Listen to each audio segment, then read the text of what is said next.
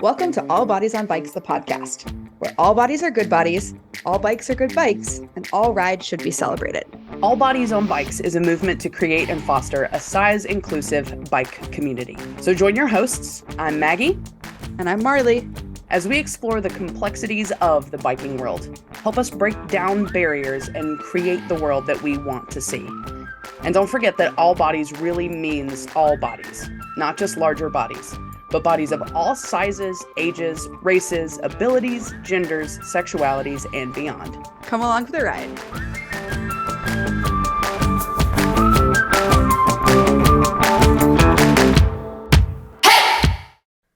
Hi, friends, and welcome back to another episode of All Bodies on Bikes, the podcast.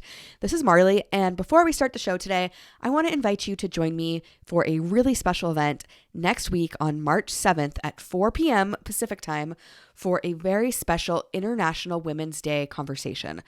This year's International Women's Day theme is all about equity. You might have heard this word tossed around and just not really sure what it means, especially in the context of sport. Well, join me and a couple of really amazing women in the sports world, hosted by Celine Yeager and Sarah Gross, who you might know from other Feisty media podcasts. I will be joined by Jessica Tuomela, Allison Tetrick, and Khadijah Diggs, and we are really going to dig into what equity means to us. So join us next Wednesday, March 7th at 4 p.m. Pacific time. You can find all the details at feistymedia.com. Enjoy the show. Maggie, today's episode is really exciting to me. I just got to hang out with this person for like 48 hours. It was a little more than that. A little more than that. It was, yeah. Then anyway, I got to sleep in their house, which sounds fantastic. Weird. No, I mean, you get to be excited about that, I feel like. Yeah, I don't know. It's kind of like a slumber party for adults when you but you don't have to sleep on the ground. Are not done enough, in my opinion. Grown-ups should be having more slumber parties. Our grape juice has improved significantly since we were little. It's got other stuff in it now, and it makes you really happy to be in here.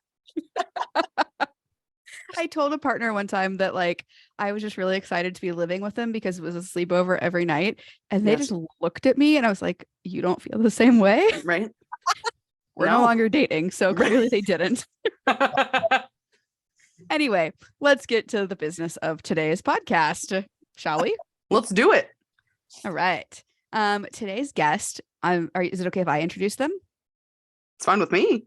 Great. Go for it. This is why we don't record twice in the same day, because we've lost all of our magic. Their episodes are going to come out on different days, but that's okay. So today's guest is Abi Robins. You may have heard them on a bunch of different podcasts, including Pace and McKelvin's podcast, the Girls Gone Gravel podcast, and I think you've been on a whole bunch more. So they are well versed at this, but they are our guest today, all ours. Yeah, they are. So Abi is an author, teacher, and coach who found their career in helping people change their lives. Abi loves riding gravel and plans to leverage their skill set to make a positive impact in the cycling industry. Abi's work is supported by Giant Bicycles, Goo Energy Labs, Chamois Butt'r, and more. Also, you might know Abi as Queer Gravel. Welcome to the show, Abi. Hello. I am here on the show. It was so emphatic.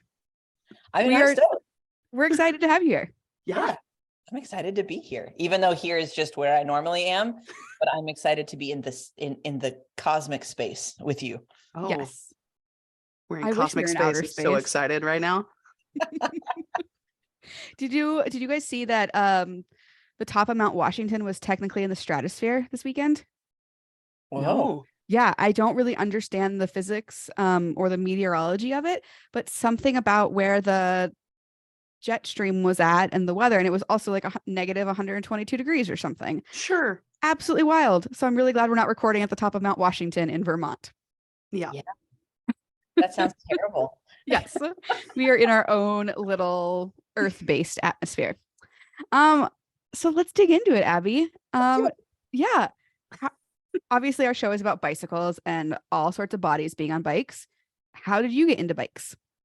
Well, I mean, road bikes as a kid, like most people. But actually my first job when I was like in middle school was building bikes at my then stepfather's bike shop. So Oh, yeah. cool. So I got like an early entry, like an earlier entry to like bikes as tools and bikes as forms of transportation and bikes as something more than just like a toy you might get like at Walmart, like pretty early. And those things were like really ingrained in me that like, oh, this is a valuable tool and et cetera, et cetera. And so I rode quite a bit. Then I had a mountain bike. I had a really badass like Schwinn Mesa like mountain bike. And Heck yeah. not that there was any mountain biking where I lived in Kansas at the time, and not like the Flint Hills of Kansas that are like all hilly and like the flattest part of Kansas possible. So no mountain biking. And I had a road bike. I would ride around. But then I also, oh, sorry, I totally interrupted you. That's my job. I also had a mountain bike as like my first exciting bike, and I lived in a very flat part of Texas, but I thought it was super cool, and like my big knobby tires, and like I could send it off a curb so hard. yeah, exactly. And that's what I did, right? And like that was when the suspension had those little black rubber accordion things on it, and I just thought it was the coolest looking thing. I was like, yeah. Looking back, I'm like, that's funny. Although I worked at a bike shop, fast forward, I worked at a bike shop here in Texas, here in Austin, for a little while, and somebody brought in an old Schwinn Mesa from like the same year that I had, and I was like, that bike is still super cool. Anyway, rewind, rode around in high school and whatnot, and then, didn't really ride a whole lot, and actually lost both of those bikes in a tragic car bike rack accident. Oh no. Driving on the highway, and the bike rack flew off the back of my car. Luckily, no one was hurt. It was in the middle of the night. No one else was on the highway. But then I was just like running around the highway, picking up bike pieces in the middle. No. Very, gosh. very tragic. So I didn't have a bike again for a real long time. I eventually became kind of like a fair weather commuter, but then during the pandemic. Was this in Austin? Yeah, I did a little bit when I lived in Northwest Arkansas. So I lived in Siloam Springs for a little while and did some commuting there. And that was kind of the extent of it. But then moved to Austin, did a little more commuting. And then during the pandemic, I was like, I did need to like make some lifestyle adjustments and be more active. And I always really liked biking. So I was like, all right, I'm going to get a new bike. What kind of bike am I going to get? And I did a bunch of research, went down YouTube rabbit holes and found gravel cycling. And I was like, oh shit, that's what I want to do.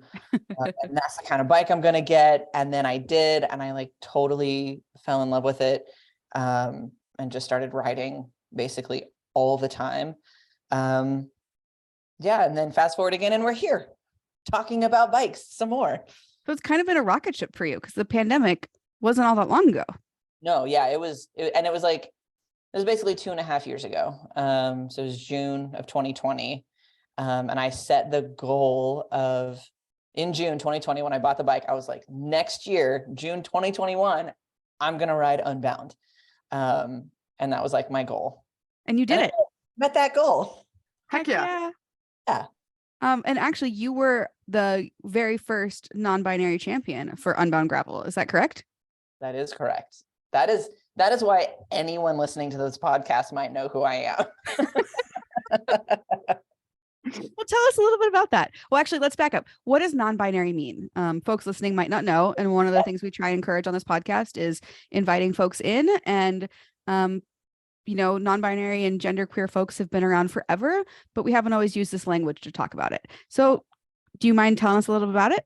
Oh, so non-binary it's kind of an umbrella term, which is under the umbrella term of transgender. So we'll back up and talk about that. So if you are transgender, it simply means that you don't identify with the gender that you were assigned at birth. If you do identify with the gender you were assigned at birth, you're called cisgender. That's not a slur. for anybody who may be concerned about that. It is just a descriptor Word. of who you are and how you identify. So if you're transgender, the kind of next umbrella term underneath trans would be like a binary trans person or a non-binary trans person. Binary meaning one of two options, right? So traditionally, the two options in the gender spectrum are male and female, man and woman. And then there are plenty of trans people who want to transition from male to female to male, etc. And then there are a lot of trans people who don't like either of those options. And that's where I fall. I am non-binary, so I don't identify as a woman. I don't identify as a man. I am somewhere in between, somewhere completely off the spectrum. It is somewhere out in the ethers, I like to say. And it's really, again, it's an umbrella term. Some people like to call themselves gender fluid. There are lots of different descriptors that you could get really in the weeds about. I use the term non-binary because it seems both the most accessible and the most closely defined to how I feel. It can mean different things to different people, but generally speaking, the simplest definition is you don't identify as either a man or a woman. Thank you. Yeah. I know it's not, people are probably always asking you to do that. So I really appreciate you putting the effort into educating folks. Who I actually don't get asked that very often. I don't think I've ever been asked that on a podcast. Oh, So, yeah, I think we make a lot of assumptions that we assume what we think something means. And like you said, definitions mean different things to different people. So really appreciate you digging into that. Yeah, definitely. Maggie, you look like you're about to say something. I was not. I was just smiling. I'm sorry. I'll never do it again. No, it's okay. I tend to talk a lot. And so I just want to make sure I'm not. You do great. We're doing great. Everybody's doing great. Everybody is doing great. So as that feeds into an event like Unbound, can you tell us how that came about? And it's obviously grown since then. I've got a picture of you handing out awards from this year's podium. Well, I mean, to give people a little bit of the history. So, I mean, it's weirdly wrapped up in some like strange political stuff that's been happening over the last few years. Arkansas passed some really regressive anti-trans legislation right about the same time that the UCI and USA Cycling. So the UCI is like the world governing body of professional cycling. And USA Cycling is the United States governing body. They decided to host some really big events in Fayetteville in 2021, right after all this legislation was passed. The cycling industry got kind of up in arms about it. There was lots of discussion about, well, what do we do? What do we not do? But as I had mentioned, my goal for my personal self was to ride at Unbound in 2021. And I had registered, and, you know, all this craziness that's happened to me since Unbound in 2021 is really interesting to me because I hadn't made any assumptions about sports. Like I had no expectations about how I would be treated or seen or cared for in this space. Was Unbound your first cycling event? Large scale? It was definitely the first like large scale event. I had done a couple local events, and I'd even done an event in just outside Tulsa because I have some family there. But they were all much smaller events. And so this was my first like really big event. And truly I had even at those smaller events, I had no expectation of like people even caring that I was non-binary. I just sort of was like, I don't know. That wasn't what I was trying to get out of the space. I wanted to go ride my bike. Yeah. And so I put up with the, annoying check boxes and whatever.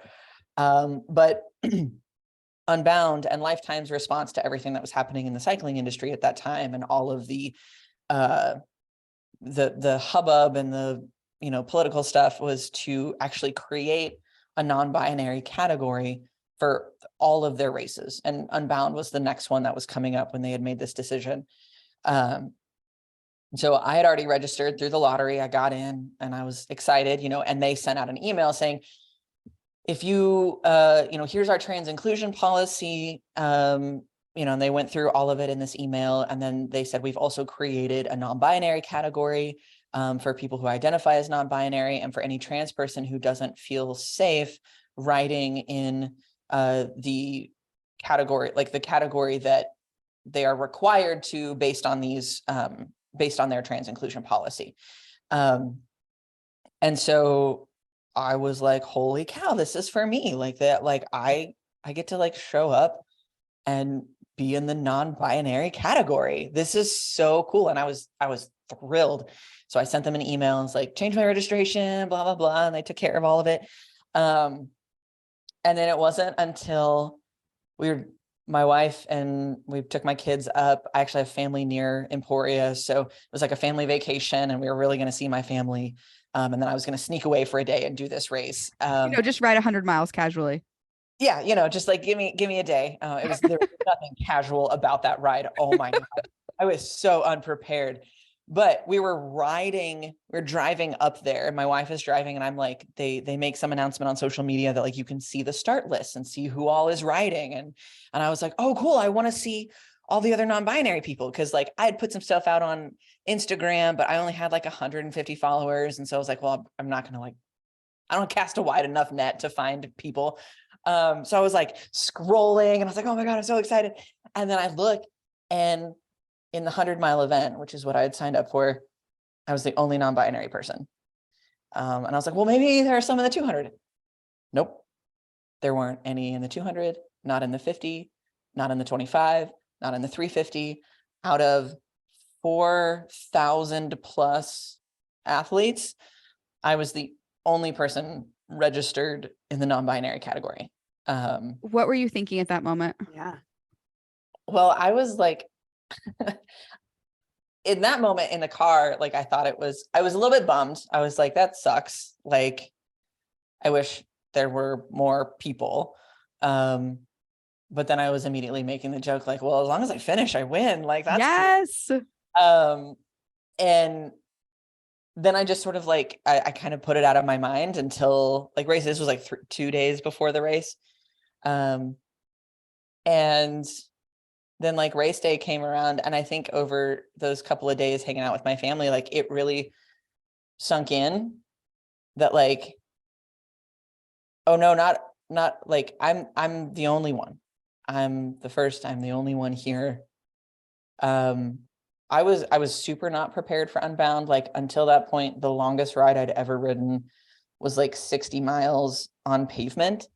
The last time I tried to ride a gravel century, I made it to like mile 42 and I had to call my mom to like come get me, like drive out into the middle of Oklahoma at the event that I was at in Tulsa. And she had to like come get me. It was pretty embarrassing. Right. It happens. It happens. There's no, I say no shame, but I felt a little bit of shame and I was kind of Just a smidge. It's there. It's hard to shake. But so like I went into this trip thinking, oh, it's fine. I'm just going to see what I can do. Right. Like I didn't have any expectations of myself. I didn't have any goal really than to have fun. And then it kind of sank in over those couple of days. It was like, oh no, I have to finish. So you felt some pressure. Yeah. And I don't know that it was so much pressure as it was duty. Like, and I know that this isn't actually the case, but there was kind of this feeling of like maybe it's not so much a feeling, it's just like a fear of like, what happens if the one person who shows up can't even complete the race? Like, will they have this category next year? Will they like still see the need to have it? And so I think for me, it was just like, I need to show up and I need to finish. And so I was like, there's a time cutoff for the middle checkpoint. And I was like, okay, push yourself as hard as you freaking can to get to mile 55, where my dad was waiting with like another like hydration pack. And, you know, he was a nervous wreck the whole time. He hated being my support crew. Because he's like, I'm never doing that again. So I was just like, okay, ride as hard as I can, get to mile 55, and then take as much time as you need to get the rest. Because like the time cutoff after that was like another like 24 hours. Yeah, it was like 2 a.m, right? Like, and I got there at like noon. So I was like, okay, I have 14 hours to do this next like 50-ish miles. Okay, I can do that. But yeah, it was super hard. Like, and I really feel like if I hadn't had that pressure, that sense of duty, I definitely wouldn't have finished. Like, because it was so, like, I was so unprepared in like, I can't even express to you how like woefully unprepared I was.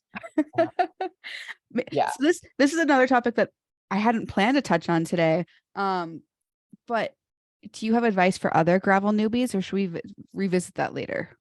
Oh, I mean, like, I guess my real advice for gravel newbies is just to go do it. Because like, you're like, just go do it, because you're not going to get any more prepared by not doing it. Yeah, that's so true. That. I love that. Yeah. Like, and that's the thing, is that like, I was unprepared. And, you know, I definitely had some like complications after the ride.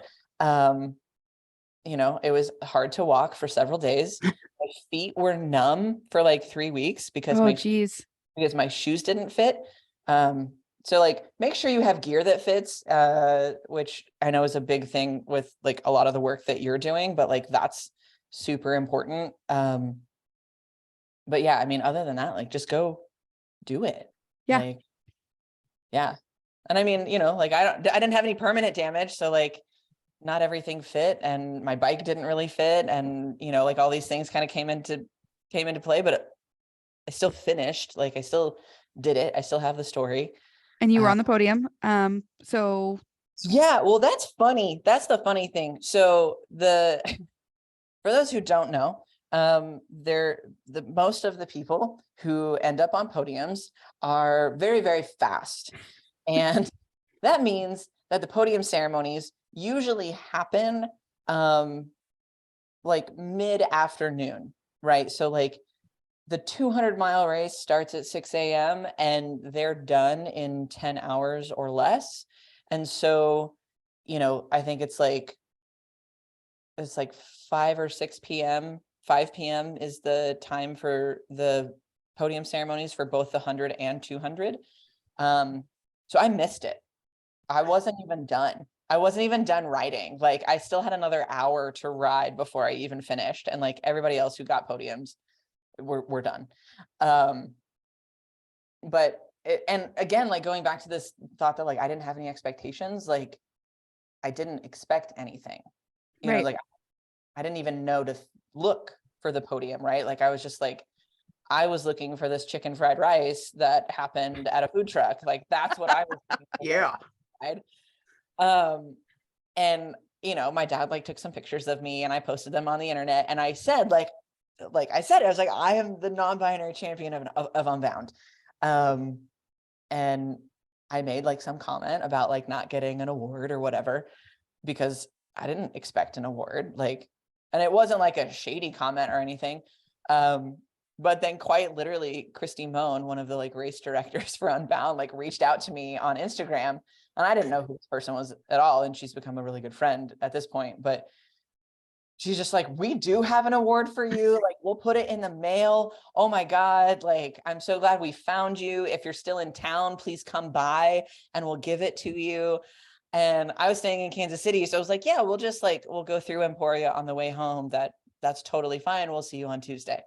So then we drive to Emporia Tuesday morning. It's like 7 a.m. And we get to the event headquarters, and Christy and her team have like set up the podium, and they've put up the backdrop. They've like set up the whole thing the way they do it for all the fast pros. And it's like, you know, around the corner from their headquarters, and it's all set up, ready to go. And they were going to like have somebody take pictures. And so I had like an official like awards ceremony for me by myself. Yeah. So awesome. And then of course, you know, they posted about it and like it got all this attention, and suddenly I was getting all this attention. And you know, people were like reaching out. I was featured in Velo News and all this stuff. And so this is how I like accidentally became bike famous. You're doing the good work though. You deserve it. Yeah. You know? It's been pretty, I still don't really know what's happening most days. I'm just kind of like, what's going on? Very relatable. It's been a really fun ride for sure. So let's fast forward to, and I don't want this whole thing to be about Unbound because you've talked about this on the Girls Gone Gravel podcast and Payson's podcast. And we don't need to beat it to death, but to talk about the success of showing up authentically as yourself. Fast forward to 2022, there was a full podium. Am I correct on that? So the whole, basically all this stuff blows up, right? I'm kind of like, I don't even know what's going on. Like bike brands are reaching out to like sponsor me. And I don't like, I'm just like, this is the most ridiculous thing that I've ever heard of. Like, I can't believe it's actually happening to me. So anyway, I started working with Giant Bicycles. I rode a Giant in 2021. And so they reached out, and their global marketing director is like, oh, we've been sharing your story internally. Have you ever thought about being an ambassador? And I was just like, what? And so anyway, we started working together, and they wanted to do some like more storytelling around it. And I was like, well, you know, with all of this stuff that's coming my way, like bikes and kit and gear and attention and all of these things, it's really been my goal and intention to like make whatever has been really good for me, good for as many people as possible. And you know, all this stuff started happening, and I was like, you know, what I would really like is to not be bike famous. I would like for, you know, the fast non-binary people to get bike famous. I would like for these, you know, I would like to not be on the podium. I would like for these fast non-binary people to be on the podium. These people who like have a desire to race professionally. I want them to have a space. And so with Giant's support and the support of Lifetime and Unbound and all these other brands, Kuat, Chamois Butt'r, Goo, the list just goes like on and on. You know, with the support of all these brands and all these people, like we went about like doing the work to create a larger category. And get more people signed up, not just at Unbound, but at other events like all across the country. And then my goal, like I had an expressed goal of like, I want to show up at Unbound 2022. And I want there to be so many non-binary people that I don't end up on the podium. And podiums are 5 deep at Unbound. So I was like, all right, we have to have at least 5 other people in my event. And then I want full podiums at every other event. And so it went from 1 person in 2021 to 17 in 2020. Wow. Heck yeah. Yeah. In all lengths of the event. So, well, not the 350, because that's a much smaller field, but 25, 50, 100, and 200 were all had non-binary participants. That's so rad. And I think importantly, there were likely unbinary participants in the previous years.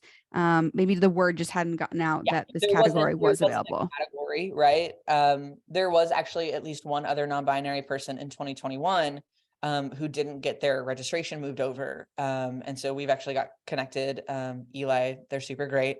And I like double checked, and I did beat them. Like I checked my time, and I was like, if they had beaten me, I was like, I'm going to give you the award. You did it.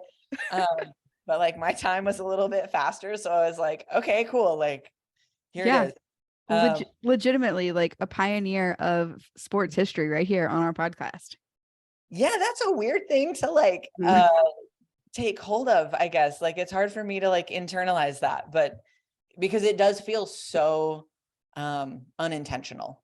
Like it just like I just enjoyed riding my bike, and now I get to ride my bike a whole lot more, and I have a much fancier bike now. And I have cool clothes to ride my bike in, and it feels, I don't know. It's a really weird thing. I go through phases where I'm like really stoked on it, and then phases where I'm like, what the hell is happening?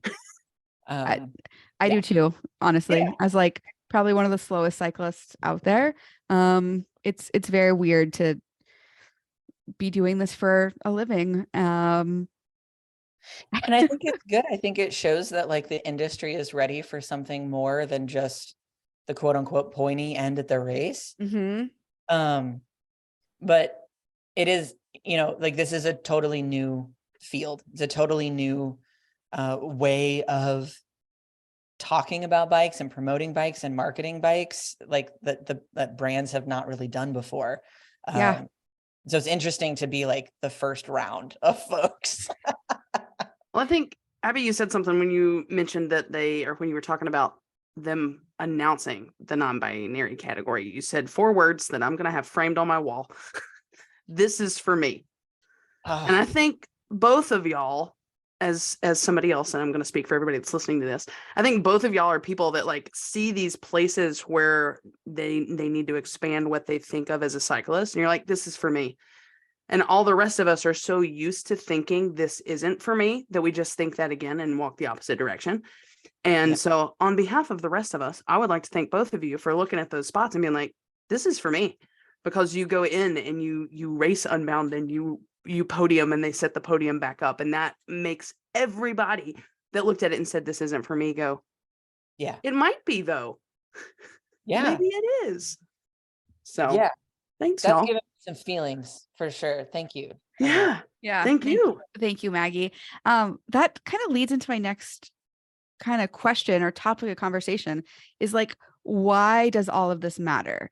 Sometimes people are like, why, Abby, we had this conversation this weekend of like, I don't throw my straightness in your face when I'm riding a bicycle. Why does it always have to be about, your gender or your sexuality or blah, blah, blah, blah, blah. But let's talk about it. Why does it matter? And you alluded to it of, being able to show up authentically and bring your whole self and to feel safe. But let's dig into that a little bit. Yeah. I think on the most basic level, everyone deserves to feel safe, right? Showing up as who they are, how they identify, like what is in their heart, right? Like you should feel safe showing up and being who you are. And so I think that should also apply to every area of life, right? And bikes are an area of life. Yeah. An area that we spend a lot of time in. Yeah, right. That we spend a lot, like, and truly where I find an immense amount of joy. I talk about, what I was going through at the beginning of the pandemic. I was dealing with health stuff. I was dealing with like struggles in my career and then a pandemic on top of it. The bike really quickly became a place where like I felt comfortable, I felt enjoyment, I felt like a freedom and an aliveness that I hadn't felt in a long time. And it became like this really powerful tool to manage my mental health and my physical health. And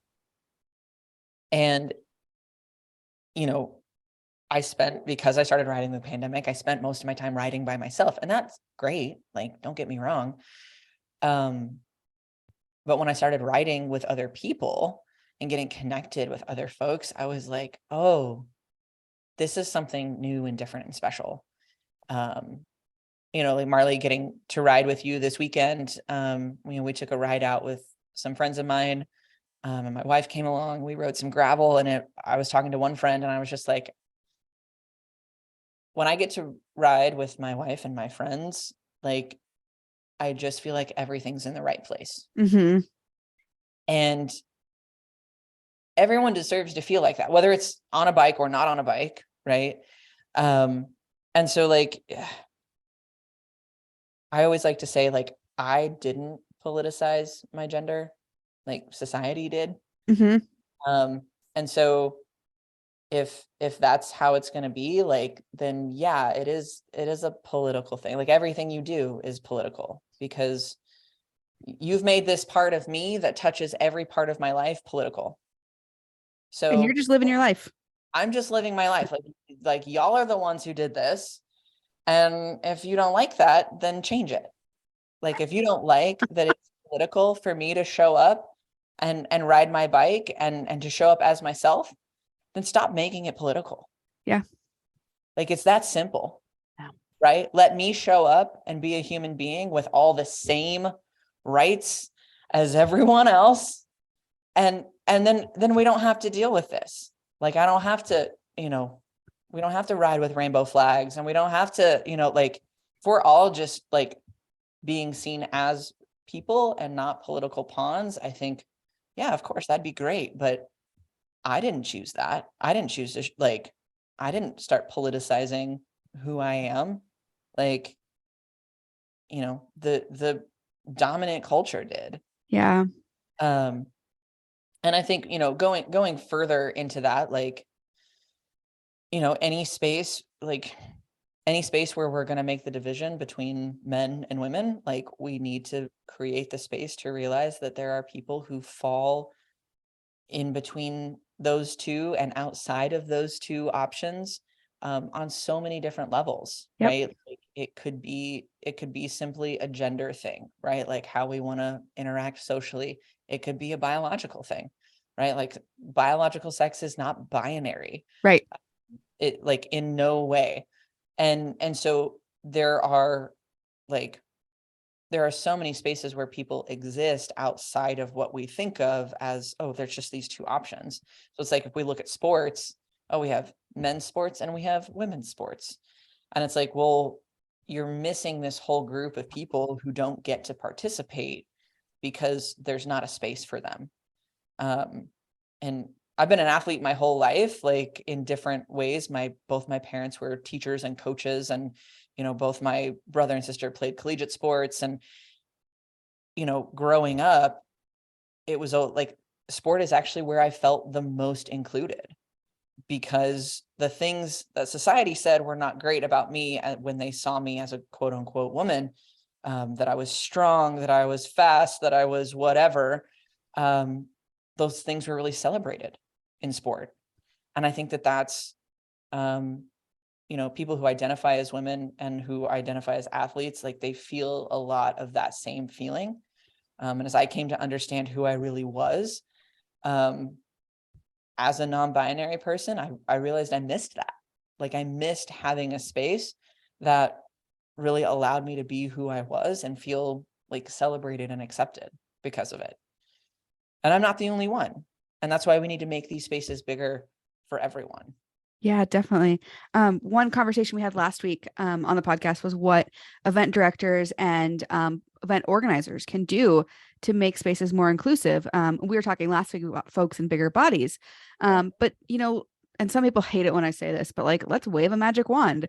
What does your like perfect event look like where everything is done to make, non-binary folks feel welcomed? Or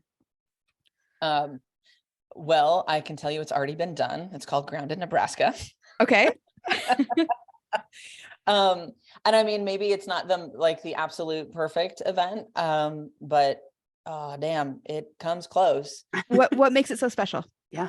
Well, so first of all, Kate and Susan, who run Grounded Nebraska, they developed an advisory board, right? So they have people of all different backgrounds, giving input into how to make their event better, right? And more inclusive of not just non-binary folks, but people of color, people in bigger bodies, all like parapsych, the whole thing, right? The whole gamut of all of these identities that have been marginalized in society, but are maybe even more so marginalized in sport. So they have this great team of people working with them to help make an inclusive event. They obviously have a non-binary category. They have a very inclusive trans inclusion policy. So if you aren't non-binary, you get to just ride in the category that you identify with. No questions asked. They're not, trying to look in people's pants or anything like that, right? Like, Hello, which is Florida. actually- Ugh. yeah, which is actually a thing in Texas right now. Like, we're not gonna go into that just yet, but and then they're also aware that, like, I mean, cycling, a sport generally, is pretty far behind, and cycling maybe even more so. So, we're talking about inclusion of non-binary people, but like, damn, women don't even have a fair shake yet, like in the cycling industry. And so they really took that to heart. And so they have equity-based podiums. So people get paid for winning this event. The event gives them money. But the women's and the non-binary category are paid like 20% more than the men's payout. Hot damn, I love it. Okay. Yeah, it's great, right? So it's like, not only are they creating the space, but they're aware of like the cultural context of everything that's going on, and they're working to tip the scales, right? Yeah. They're working to kind of put more effort in. And so those are things that I think of like right off the bat. Like, yes, create a non-binary category. And if you're going to create a non-binary category, it needs to be for non-binary people and not simply a place to dump trans women. If you create a non-binary event, but you do not allow trans women to compete in the women's category, you are not an inclusive event. The end. Period. Yeah. Fuck off. That's how I feel. We agree. Yes. Yeah. But that's, so many people, I get the question, well, why don't we just have trans women compete in the non-binary category? Or why don't we make like trans specific categories? And like, it just becomes a really dehumanizing process at that point. Because when you say that, what you're saying is that trans women aren't women. Right. Which likely means you don't know any trans women. Because trust me, if you know trans women, you know that they're women. Mm-hmm. And like, but there's not anything else I can say aside from that. So, going back to this idea of like a really inclusive event, things like that, they Grounded Nebraska had a specifically queer meetup the night before, and they had it. Grounded happens in a really small town called Roca, Nebraska. It's outside of Lincoln, but there's basically nothing there except for a bar and some houses. Like, it's literally like, and there might be a grain silo next to the train tracks. I don't know. It's like very small. So they were going to have this meetup at the bar, and they went and they like talked to the bar owner, and they were like, hey, we want to come and support your establishment. But you need to know that like we're having a specifically queer meetup, and we want to make sure that the people who are coming feel safe. Is that going to be okay with you and the people that frequent this bar? Like, checking in, like, is this a safe space for us to hold this particular event? And the guy was like, oh yeah, my daughter's gay. That's great. And so it turned out to be this really like beautiful space. He was actually really excited about having all of us queers come and hang out at his bar. And so like those little things add up to a really incredible experience. And I don't think people realize how, especially event directors, they don't realize how small these things are. Yeah. Right. Like, it's not that hard to throw another checkbox on a registration. It's not that hard to check in with, where you're going to be hosting something. These steps are small, but they're so impactful. Yeah. So there's my little shout out to Kate and Susan. And I just checked, registration is still open for Grounded Nebraska.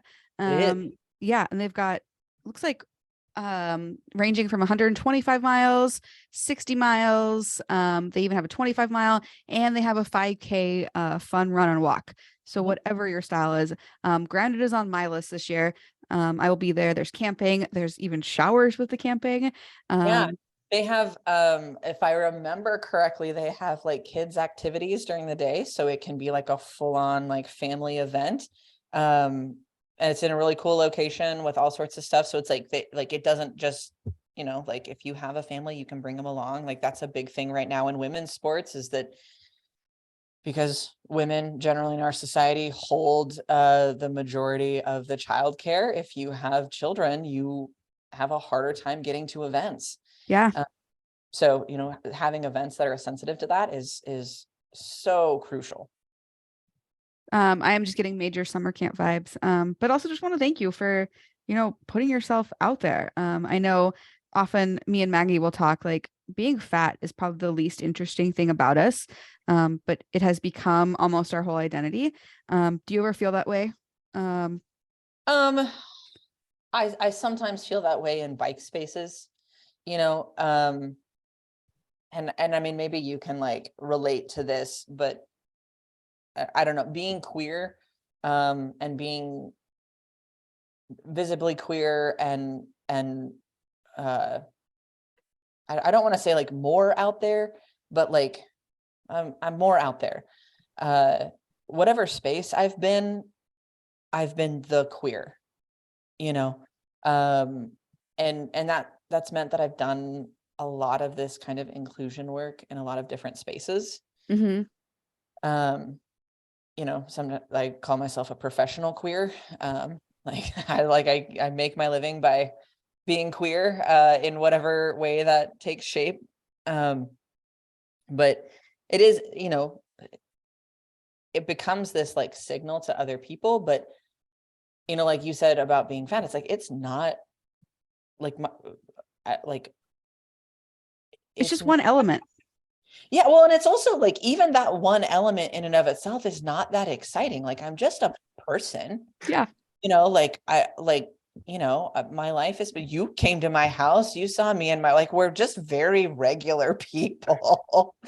It's like, I'm married, I have some kids, we live in a house, we have some pets, and I kind of like to ride my bike, and like, I have lots of interests outside of that. Like I have a whole career that has nothing to do with bikes. And so, yeah, I definitely like, I sense the like tokenization piece of it. I'm not naive. Like, I know why all this is happening. Like I'm an approachable trans person. I make people feel comfortable, generally speaking. And so I'm an easy, person to like put on a pedestal to be like, oh, look, here's our acceptable trans person. But I think a lot of what I'm trying to do is help build those relationships, Mm-hmm. so that people know like, oh, you're just a regular person. Yeah. The other trans people you meet are just regular people. Now, Yep. they may have different interests, and they may have different colored hair or what have you. I know. Oh my gosh, you guys are blowing my mind right now. I know. It's crazy to think about. Oh gosh. But I think even, I always come back to like, we have so much more in common than we have differences. And it's easy to see these like flashpoints of like, oh, the trans debate or the queer debate or, like all of these different things. And it's like, we're really just people. And if you were willing to like look past the political boogeyman, you would see someone you probably have a lot in common with, like somebody, and that you probably get along with too. Yeah, exactly. And that's not always the case. But you don't like, to the cis het folks out there, like you don't get along with every cis het person. So why would you assume you'd get along with every trans person? Like, we're just people. And like, there are really wonderful trans people, and there are some trans people who are assholes. And you know what? We deserve to be assholes because everyone else gets to be. Yep. We deserve to show up in every version of humanity, as everybody else does. Abby, if you're going to be on here talking completely logically, I'm not sure we're going to be able to continue this conversation. We just can't. It's just making too much sense. You know what I mean? That's true. It's just, we've got to wind back on the logic here, y'all. I don't know what's going on. I probably shouldn't say this, but I was really surprised this weekend. We were celebrating Abby's birthday, which is coming up in about a week or two. And I love making cupcakes or cakes for my friends.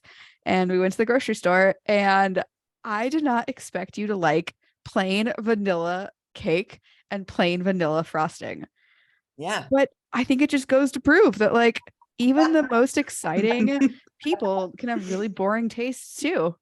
Yeah, right. I'm allowed to have boring cake tastes. You Like, are. And it doesn't yeah, actually say anything about you. It doesn't mean you're a vanilla person.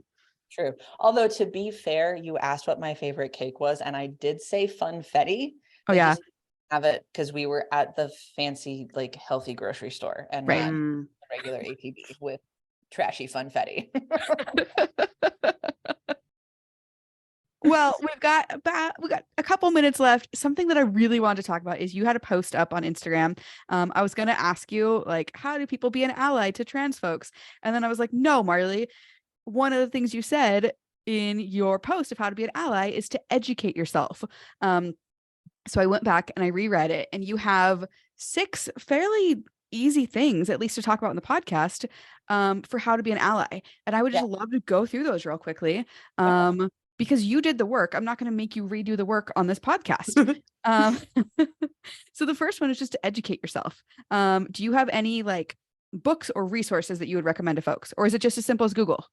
Well, one of my favorite things to one of my favorite resources is the A to Z of Gender and Sexuality by Morgan Holub Potts. So one of the big questions that I get is, I don't know what these things mean. And this is a book written as essentially, excuse me, it's a book written as essentially a dictionary of all of these terms. There's more to it than just that. Like it's a very engaging read. But I know Morgan, he's a very good friend of mine.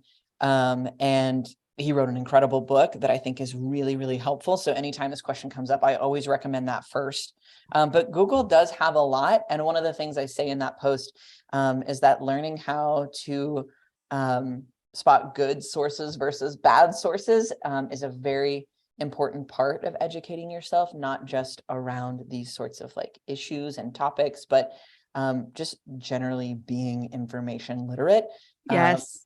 If you are not that, then that's where you need to start, because you can't believe everything you see on Facebook. What? I know, mind blown again. So learning how to see where your information is coming from, and vet those sources is really important in educating yourself, because it can be as easy as Google, and depending on your previous search history, Google might be a terrible idea. So Good point. Yeah. The next tip you have for folks, and we'll put a link to that book in the show notes for sure, is to respect pronouns. And this is something Maggie and I need to be better about. I use she, her pronouns. We should probably say that on every show. Okay. I use she, her pronouns as well. I use they, them pronouns. And it's really as simple See how as, easy that was? We did it. Exactly. Good job, guys. When you introduce yourself to somebody new, ask what their pronouns are and work on using them. One thing that you put in your post that I love is you're going to slip up. It's okay. Acknowledge it, move on, and help other people use the right pronouns as well. So, if we're talking about Abby and Abby's not here, and Maggie uses the wrong pronoun, I can just say, hey, Abby uses they, them. Simple as that. Very simple. Very easy. Yeah, nobody's getting mad about it. The next one I really love, and something that I don't think I think about enough, is to literally go with a person. So, maybe that's going to the bathroom with somebody to make sure that they stay physically safe. Going with somebody to an event, maybe that's in Arkansas where it's not the safest space to be.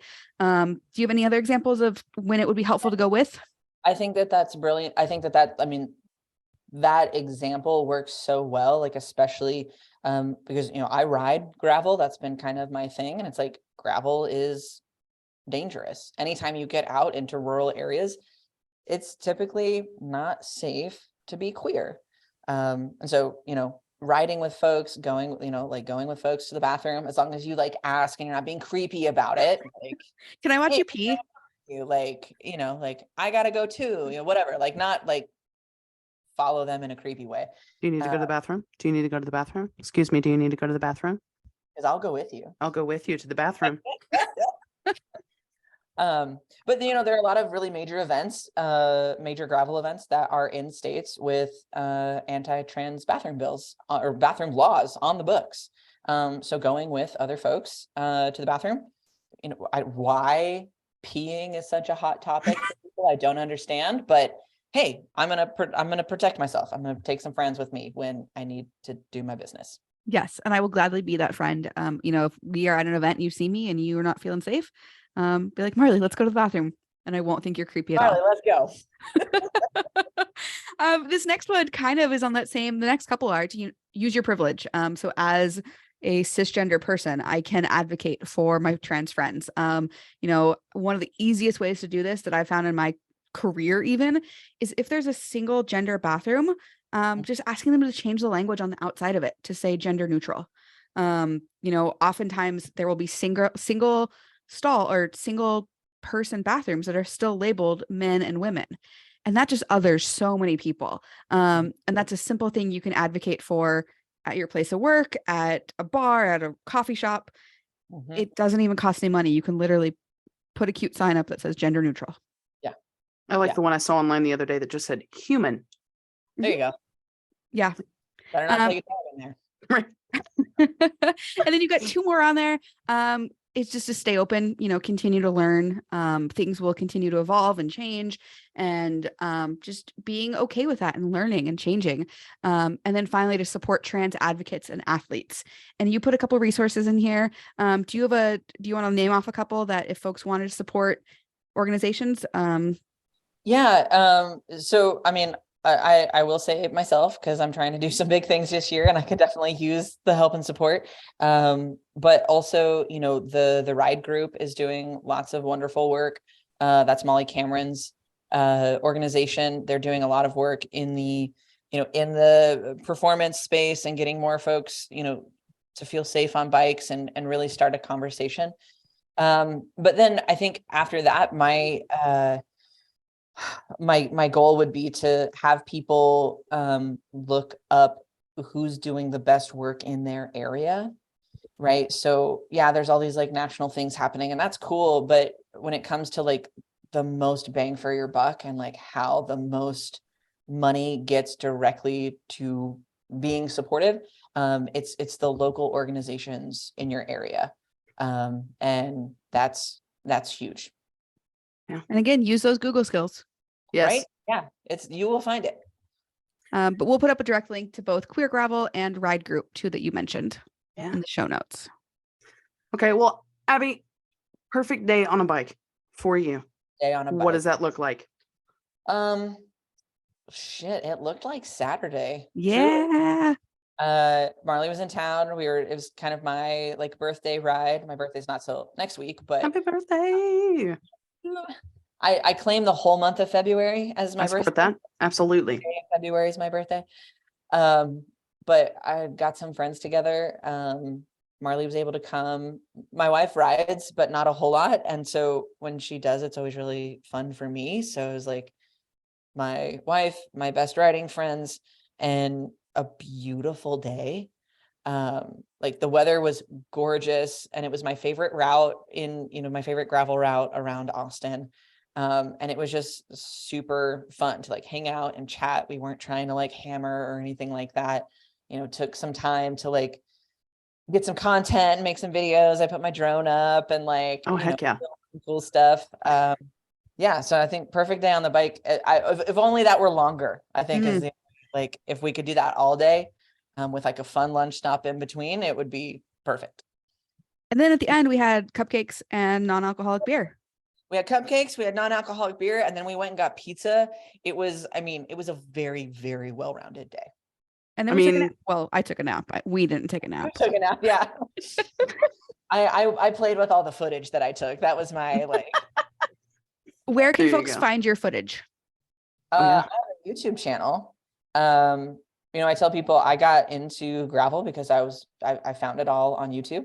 And now I feel like how much cooler would it be if another queer or trans person was out there looking for what kind of cycling they wanted to do and they saw another trans person out there doing the stuff that they wanted to do. So youtube.com/queer gravel, basically queer gravel across all platforms. That's where you'll find me. But yeah, go watch my YouTube videos. I think that some of them are pretty good. I'm new to this, but I'm really having a lot of fun. And there are a couple of videos that I'm like, I did a good job. Wow. I was like, I watched it back and I was like, oh. I would 100% agree. Your video production skills are like, I don't know, 100 times better than mine. And I try and have a YouTube channel, kind of. So go watch Abby's YouTube videos is the moral of that story. There you go. Well, and then my favorite question to ask people in general, but especially people that are on here. Yeah. You get to talk about bikes a lot. You get to talk about non-binary a lot. What is something you wish you got to talk about more? Something you wish more people asked you? Oh. Yeah. Yeah. I don't know. I mean, I like talking about my actual job. I'm an Enneagram coach and teacher. I wrote a book on it. Fantastic. Enneagram's a personality like typing system. I'm kind of a nerd about interpersonal / spiritual development. So if you want to know how to be a better person, like hit me up. I'll point you in the direction of like my actual work and like, yeah, I have a lot of fun talking about that sort of stuff. Awesome. Abby, this has been such a pleasure to spend this time with you. Our community is better for having you in it and for sharing your wealth of knowledge and resources and just being yourself. So thank you. I do think that, young queer folks or even older queer folks are going to see you, they're going to hear you, and they're going to say, yes, I can do that. This is for me. Yep, exactly. Yeah. This is for me. So thank you again for your time. And we will put links to everything we talked about in the show notes. And yeah, go follow Abby everywhere at Queer Gravel. Everywhere except for the bathroom. Okay. Yes. Yeah, unless you ask. Ask first.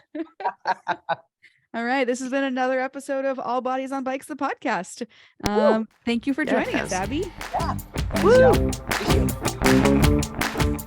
This is an All Bodies on Bikes podcast powered by Feisty Media. The show is produced by Maggie and Marley and edited by the team at Feisty Media. Thanks for listening.